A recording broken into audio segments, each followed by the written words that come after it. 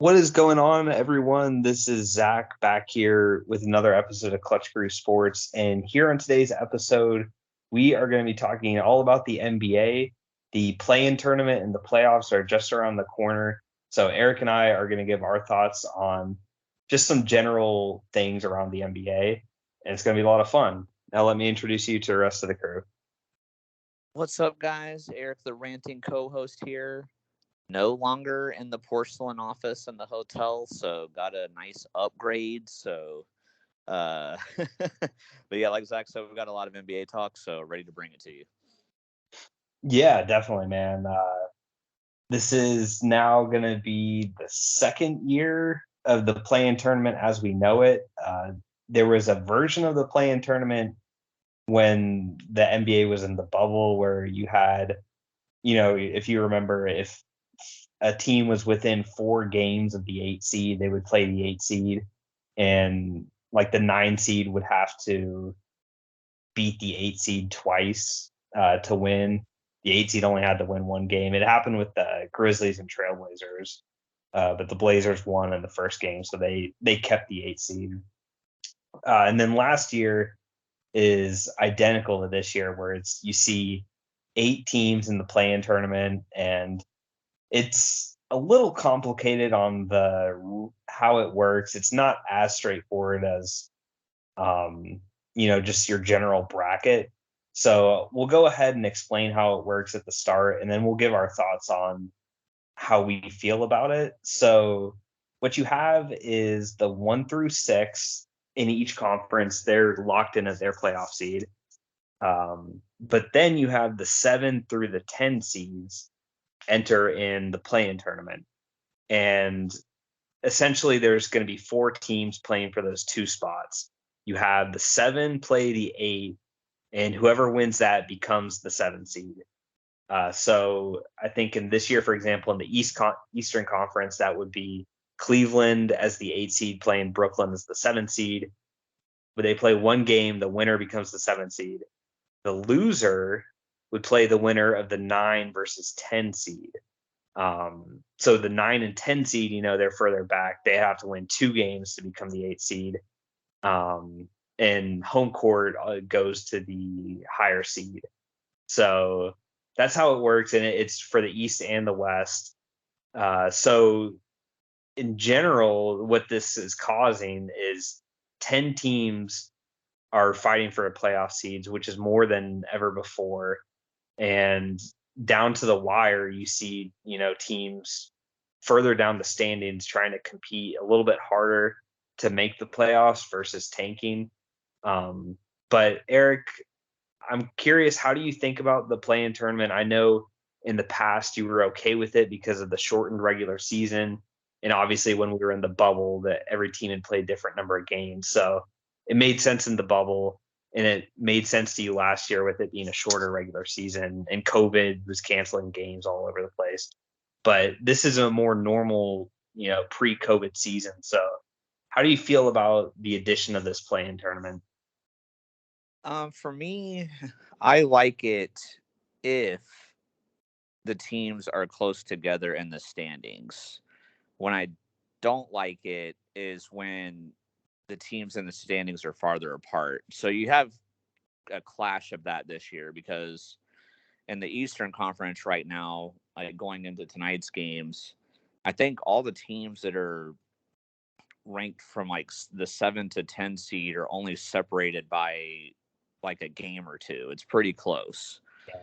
So in that regard, I like it because I feel like, a team that, is ninth or 10th, even though their record isn't as good, they're only one game off. And with there being so many games in a season, I'm okay with it. I feel like it's evenly matched, and I feel like maybe then for the 7th and 8th seed, you should have to prove your spot. But whereas in the Western Conference, you've got like the difference between the 7th seed through the 10th seed is like 14 games or something like that. I mean, it's the fact that a team that is 14 games ahead of like the 9 and 10 seed has to prove they could possibly miss out on the playoffs is a little weird to me. So really what I would like to see going forward would be kind of like how they did it in the bubble, where when they did the 8 and 9 seed matchup, but the 9 seed only got to challenge the 8 seed if they were within a certain amount of games.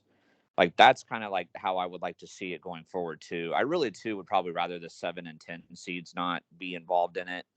I think the 10 seeds probably really are a little too far behind.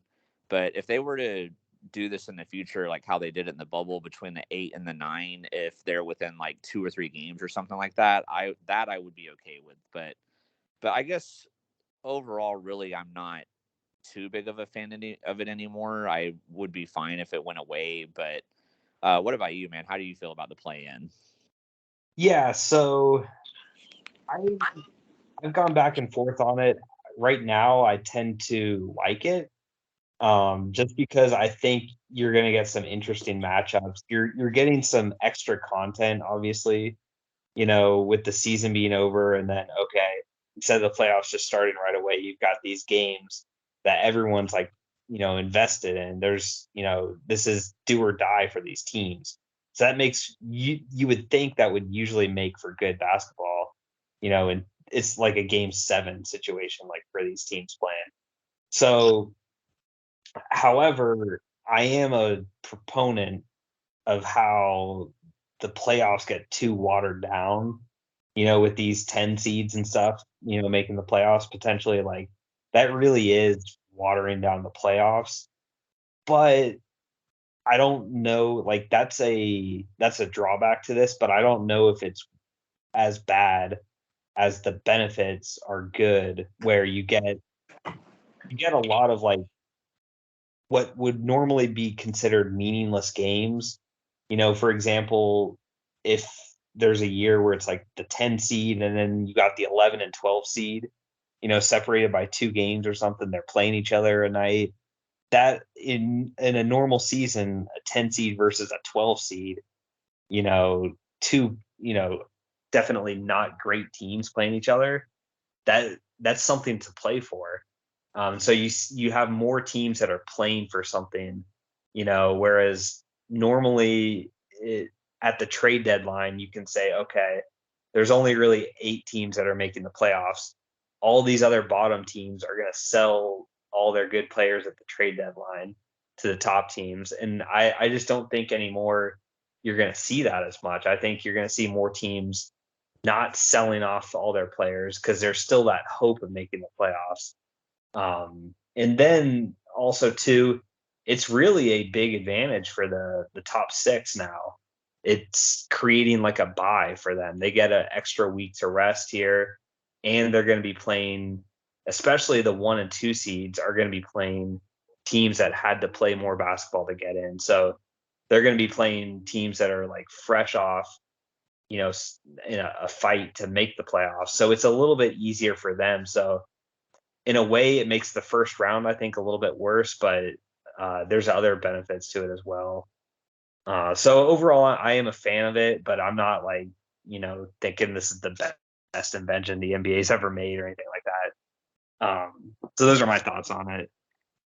Yeah, the league is going to do everything they can to make an extra buck, so they're getting that TV revenue and ticket sale revenue off these extra games. So this probably isn't going to go away. Like, I think the only way it ever goes away is if, like, the way it is in the Western Conference this year, where the 7th and especially the 7th seed is like so much farther ahead of the other seeds. If that were to happen in both conferences for like 3 years in a row, and then people start revolting on it, maybe then it goes away. But since it's close in the East, I think they'll be able to use that. Oh, see, you got more exciting basketball, so keep turning out that money, baby. Yeah. Well, there's also been talks too of like some sort of mid-season tournament. I don't know how it would work or anything, but from what I've heard, is they're discussing plans for sometime around like All-Star break or before that, where you have some sort of tournament. I don't know how it would be constructed, but tournament where essentially like teams could win automatic playoff spots in the middle of the season. That's revolutionary, but I don't like that at all. I don't. We'll yeah, have to see what they come up with, but But I mean, imagine if like you already knew before the All-Star break, oh, we get the number 1 seed. Like, why would you even really bother I don't think it'd be like playing? I think it's more like for bubble teams though. I don't think it's gonna be like that. I think it's more Oh, like okay. a team would be I guaranteed to make the playoffs. So if they would normally be like the sixth, somehow like the Orlando Magic win the play-in tournament, but at the end of the season they're at the bottom of the standings, they go to be like the 8 seed, something like that. oh, Uh, jeez. but yeah, Maybe they're overthinking it, man.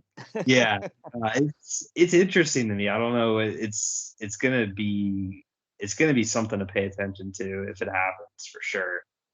But anyways, that's not a thing yet. So let's go ahead and talk about these playoffs here. So there's always,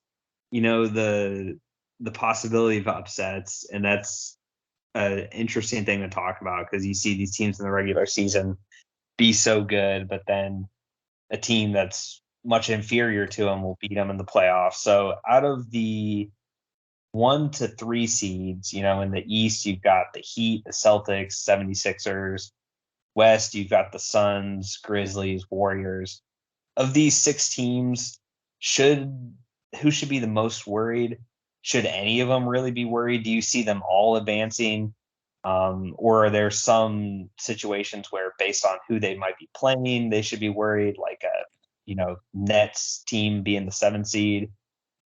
So, what do you think about that, Eric? Which teams should be the most worried? The team that I'm most worried for out of the top 3 seeds in each conference is going to be the Miami Heat. Mainly because they've been a little off lately. I know there was that one game where like Jimmy Butler and some of the coaching staff and other players were like getting into it on the sideline. I don't know if they fixed it since then, but it seems like just ever since that happened, they haven't been playing as well as they have in the past. And I'm since it looks like it's pretty high probability the Nets are going to get the 7 seed, I don't think that they will lose in the first round. But however, if the Nets were to say like lose their first play in game and then win the second one and get the 8 seed, I would be a little worried for the Heat's chances of coming out of the first round just because not only does it seem like they're not playing as well right now, Brooklyn seems to be getting it together.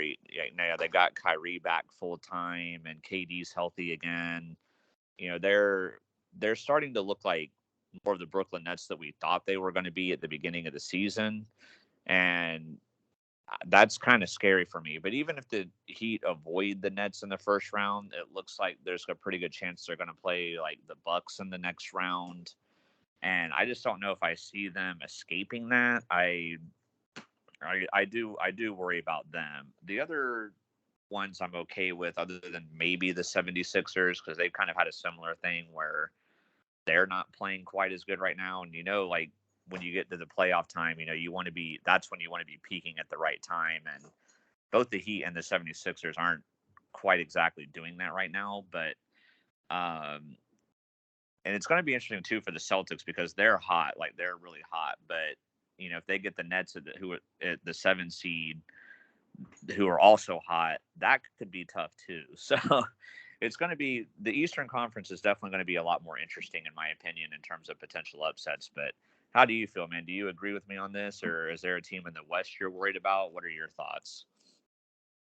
Yeah, I would say the Heat are probably praying that the Nets win against the Cavs, and then they play either the Cavs, Hornets, or Hawks. I think that's really what the Heat want. The Celtics, if the Celtics end up playing the Nets, I think that's going to be a really good series. I think the Celtics probably should be a little bit worried if they were to play the Nets. 76ers, I think, are going to be playing the Bulls. And I'm not right now. It's not looking good for Chicago either. They're kind of people Yeah, are saying they're the falling Bulls are apart already on too. vacation. That's what people are saying. The Bulls are starting their summer vacation right now.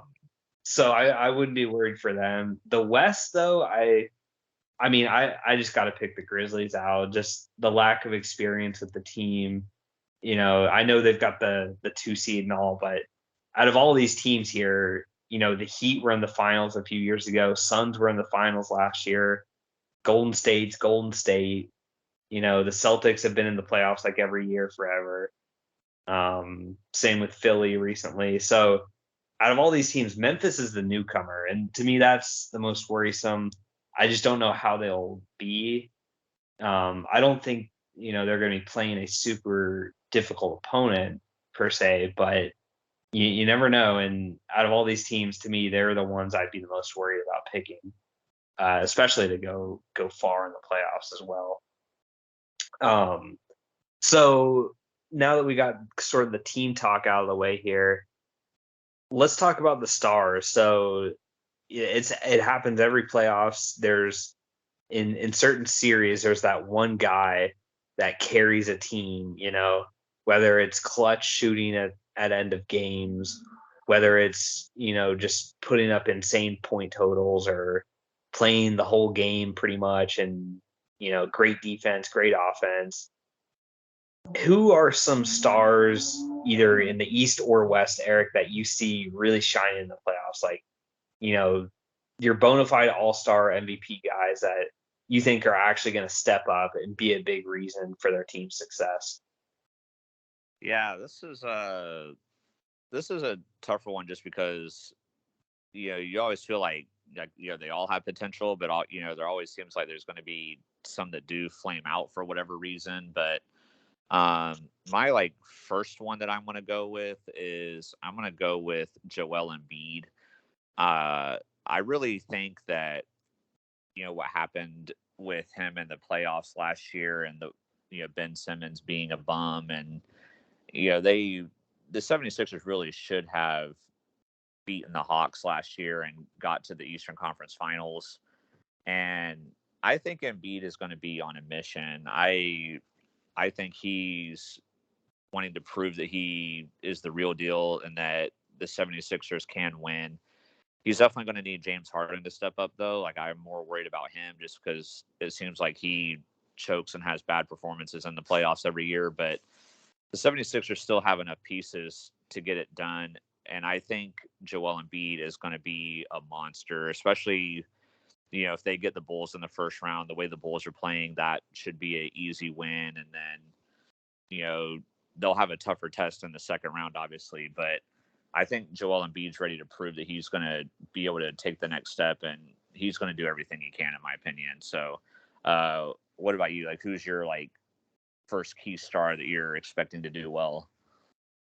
Yeah, it's tough because these are all some of the stars I've got pictures of here: Luka, Jokic, Durant, Giannis, Embiid, John Morant. Those are just some. There's Devin Booker, Jason Tatum. There's lots of great stars out there.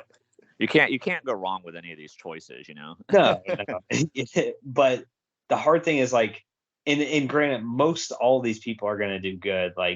I think it's going to be rare for any of these guys not to be leading their team in scoring or anything like that. But the guy, in my opinion, I think that is going to be the hardest to shut down, because that's the thing too. You got to think about is we've seen in years past how teams defended Giannis and were able to control him. Similarly to Luka, in the playoffs, teams get more physical against Luka and shut him down for games. Getting Jokic in foul trouble, something like that. To me, the hardest guy I think it is going to be to defend and stop is going to be KD. Especially with how Brooklyn's playing right now. It's just to me, he's the one guy where it's with his, inside game, his perimeter game, he's got no weaknesses. It's going to be, I think he's the most consistent. It seems like every playoffs, it's guaranteed 30 points, I would say even more than LeBron in the playoffs. He's more guaranteed to be steady. And he'll have some explosions as well, where he'll just go off for 45 or something. So for me, it's going to be KD. Devin Booker's another one. I think that's going to be really good in the playoffs. I think he's going to be hungry from last year, the little loss that they had. So those are two guys I'm picking that will shine in the playoffs. But you can't go wrong with Embiid, like Eric said as well. Yeah. Now the thing for Embiid though is that he's got to not shoot so many 3-pointers. Like that's the thing with some of these guys like him and Giannis and like Jokic and some of these other players like that are like decent 3-point shooters, but they're not amazing 3-point shooters. And if they even get like a remotely open three, they take it every time. And it's like, no, like you're bigger than everybody else out there. You can overpower anybody guarding you. Like, just take your back to the basket and back them down. And, or if they double team you, kick it to your 3-point shooter in the corner. Like, I mean, like that's what they need to do. Like that is my only concern for Embiid, especially if like Harden starts missing some threes, and I'm worried Embiid will be like, okay, well I need to shoot some threes, and it's like, no, you don't need to do that. like just overpower him and get your buckets that way, and get to the free throw line. Like that's what you need to do. Yeah, no, I completely agree. It's frustrating when you see that because they're shooting open for a reason. Typically, it's like teams they'll die. They're willing to die by Embiid going 5 for 7 from the 3-point line in the first half. Like they're willing to die by that, but what they're not willing to is have them back down in the paint. Dominate the boards, that sort of thing. Yep. So. But we have a little bit extra time here. So, Eric, I'll put you on the spot and ask you this: Who getting put on the spot? I know on the spot here. No planning for this. But what's your finals matchup that you think will happen? Knowing everything you know now and how most of the playoff bracket is situated, what would be your whatever today is April 10th? Finals matchup and who wins? I will say, for me, the Western Conference is a little bit easier to predict, but I'm going to go with it being the Suns and the Warriors, with the Suns taking the series and getting to the finals. That'll be a good 6 or 7 game series probably. So I'm gonna have the Suns there. As for the East, it's a lot harder just because you've got these top 3 seeds. You got the Bucks at 4, and then you got the Nets, who are hot, who we assume will get in the playoffs. And it feels like there's a lot more teams that could come out of the East, but I'm going to go with a. It's tough. I'm going to go with a Celtics Bucks Eastern Conference Final, and man, this is tough because the Celtics are just so hot right now. But I feel like the Bucks just coasted though through the season. But I'm gonna give it to the hot hand. I'm gonna say Celtics and Suns in the finals, and then I think the Suns are gonna get their revenge for losing in the finals last year, and the Suns take it over the Celtics in 6 games. I'm definitely curious to see your thoughts on this as well. Yeah, the Suns are tough not to pick in the West. Ultimately, though, I think I'm gonna go with the Warriors. I mean, it's just Golden State's Golden State again. It's tough to see that with Clay being back and everything. It's making me want to pick Golden State out the West. The East, like you said, is insanely difficult to predict because the top 4, you can make legit cases for all the top 4. Heat, Celtics, Sixers, and Bucks. I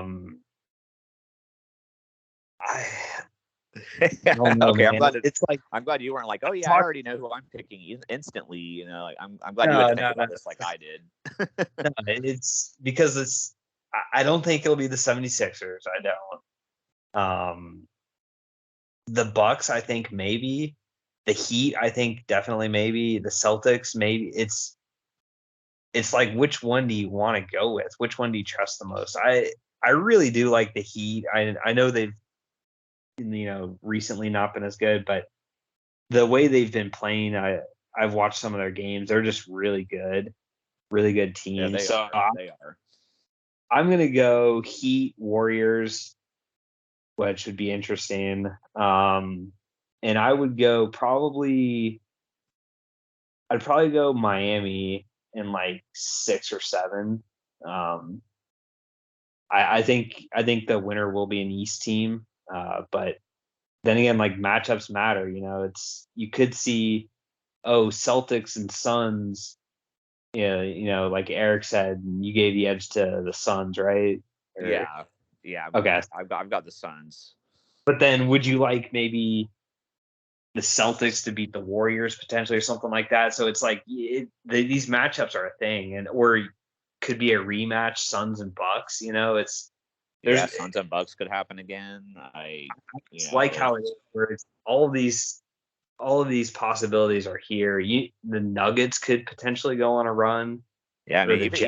even the Mavericks are really hot right now. Like, Yeah, I don't know if I trust Luka in the playoffs fully yet, but I mean, the Mavericks have been hot right now. Like, they're getting it together. Like, I want to say too, I mean, just the beauty of all this is that it's really nice to not really know or truly have an idea of who's going to make it. I mean, when you had like all these like years of the super teams where like LeBron had his stacked teams with the Heat and the Cavs, and then of course the Warriors were loaded, and it was just like you pretty much knew like who was going to make it to the finals every year. A lot of times, even before the season started, it was like you knew who was going to yeah. make it. Whereas like That's like your you injury know, happens. this year, like, these last couple of years, like a lot of us have had like Nets and Lakers and stuff like that, but that didn't end up being the case. Obviously, the Nets, could go on a run and maybe make it, but obviously the Lakers aren't going to make it. They're not even in the play-in tournament, so it's like it's just refreshing to really have no idea who's going to win. I mean, most of the series, we may not even really have a guess on an individual series basis who's going to win those games. And that's going to make it so much more exciting to watch, like Yep.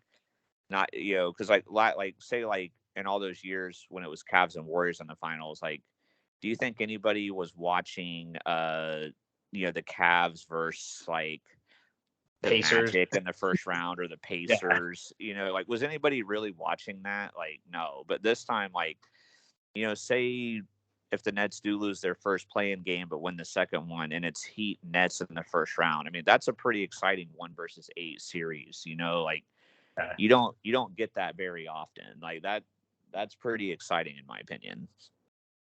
For sure, man. I'm really excited to watch these playoffs. It's a long regular season. It's 82 games, so it's not much really matters game to game. My teams have been a disaster. I know the Thunder have been too. So, Preach. hey, Yeah. man, you got to I'm win the headed towards draft another lottery. lottery pick. I know, yeah. We're here to watch the ping pong balls come out, but no, it's gonna be a lot of fun. It's definitely gonna be entertaining to watch, and I'm excited for it as much as Eric is. So Yeah, and it's not all teams I hate too. I mean, like the Suns or Grizzlies or Warriors, like I'd be cool with any of them. Like, some of these like Northeastern teams I might not really want in there, but even then, like if Boston were to get in there, like I like Grant Williams, like I know you do too, obviously, big as yeah, Tennessee fans, or like I am a fan of Joel Embiid, his game for the most part. So even though I don't like James Harden or Philly, if the 76ers were to be there, I'd be okay for Embiid. Like, the Heat have a solid team. Like Giannis is a cool dude for the Bucks. Like, Luka is a star on the rise. John Morant's a star on the rise. Like, there's just a lot of exciting things to watch, and it's nice when you don't have to be like stressed for like your team, or you don't have to be stressed because this team I really hate, I hope they don't win. Like, it's going to be nice yeah, just to watch two good teams, in most of these series, like going at it and being okay with whoever wins, and just seeing as an exciting game. And maybe if I can get a computer, I'll do some DraftKings stuff, and get stuff like Hey, that going. Future possibilities here for the channel. yeah. But even if not, might still do some with the crew like offline or whatever, and Yeah. do that type of stuff. So I'm really excited for the playoffs this year. Heck yeah, man. All right. Well, that will wrap up this episode. Hopefully everyone enjoyed listening to it. And yeah, we'll be back next week. I think we're doing an NFL mock draft next week. So that'll our first NFL mock draft of the year. Eric, you excited for that? Yeah, who are the Jags going to take it number 1 2 years in a row? We got the number 1 pick. just to annoy Connor, Duval. I can't believe he tried to fire me for saying it 3 times in the AFC West preview episode. Maybe I went a little overboard, but you know what? Like, it ended up being relevant to the conversation at the time. So you can't fire me, Connor. Only Zach has permission to do that. The board of directors will determine. I'm just kidding. Gonna go talk with HR. Yeah. Yeah. Oh, man. You're safe on the podcast, Eric. For now, yeah. I'll try not to get too carried away with the Duvals from here on out. Hey, you're not offending me, man. You're not offending me. Oh yeah, that's true. Good point. Just got to not do it when Connor hosts. Yeah. All right, guys. Well, that will be it for the episode. And remember, be clutch. Peace.